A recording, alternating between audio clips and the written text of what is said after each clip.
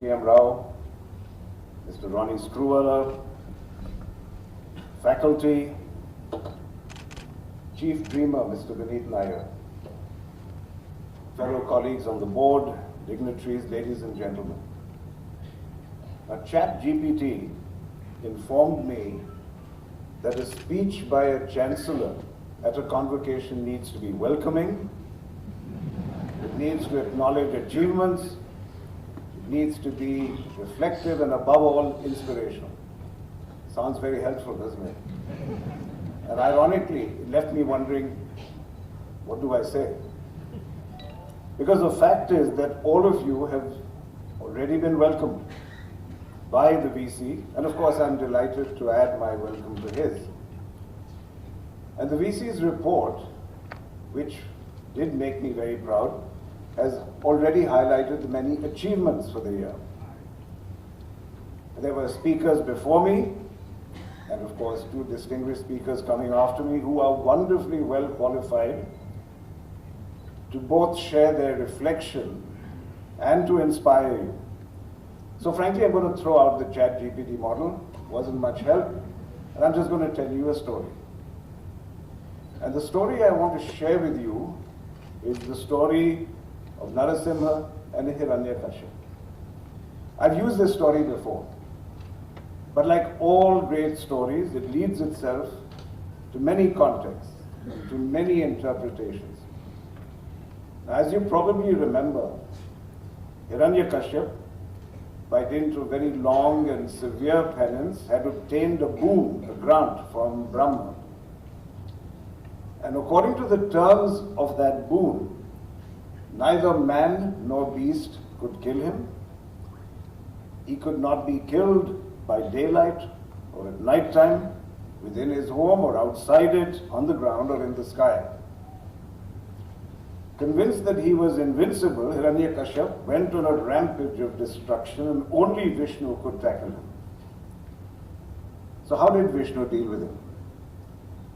How do you destroy someone who can't be killed by man or beast, inside or outside, by day or night, etc., etc.? So Hiranyakashipu pretty much had all bases covered.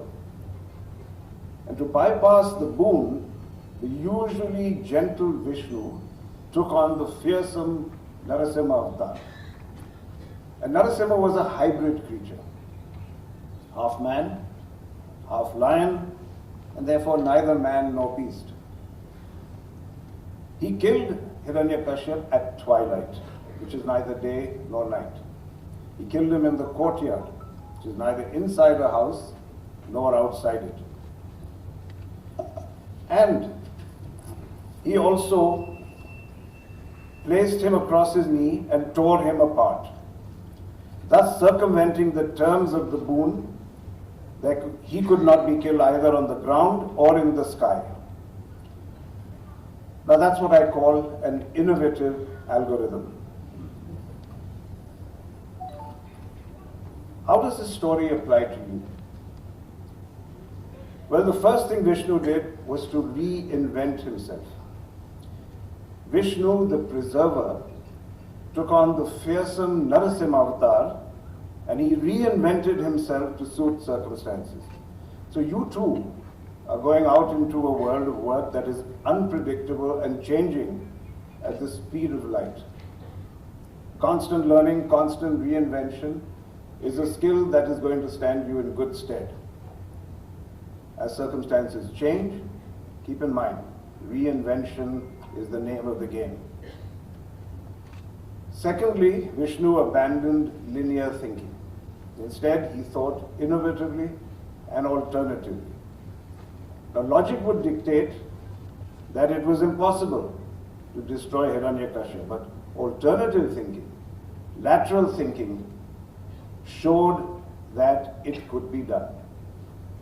So in your complex new world, intuitive leaps will be as vital as rigorous logic. Soft skills are going to be as important as hard skills. And both your left and right brain thinking will have to come into play. Now thirdly, and the most important to me at least, Vishnu took on a hybrid form. The avatar was only half lion, the other half was human. The lion half supplied the brawn, the muscle. The human half applied the moral imperative to right the wrong, and the brain to execute it. So think about that. What I want you to do is think about that as a metaphor for the world that you are about to enter. It's going to be a hybrid one, an increasingly digital society. But technology will be the power that will enable you to develop cognitive abilities to solve problems that appear initially impossible. Remember that it was the human side of the avatar that drove Vishnu to employ that power towards a good cause. And that's the heart of the issue. It's how you channel your technology to enhance your humanity. That is going to determine the course of the future. Technology, of course, is a marvelous thing. But the work from home era during the pandemic taught us that however advanced the technology, humans are always going to crave the traits that make us human. Collaboration, connection, morality, kindness, empathy. The more our lives intertwine with machines, the more important it's going to be to preserve and to nurture the humanity that distinguishes us from a decision-making algorithm. Yours must be the pioneering generation that is deeply immersed in technology. But it understands that that technology is here only to augment our humanity, not to replace it. And it's going to be your privilege and your responsibility to create a society that's truly hybrid. So friends, my young friends, as the Sanskrit shlok says, Antaha asti prarambha. The end is the beginning. As your studies here come to an end, your professional journey just begins. It is both my privilege and my honor to congratulate you all and to wish you well. Thank you very much.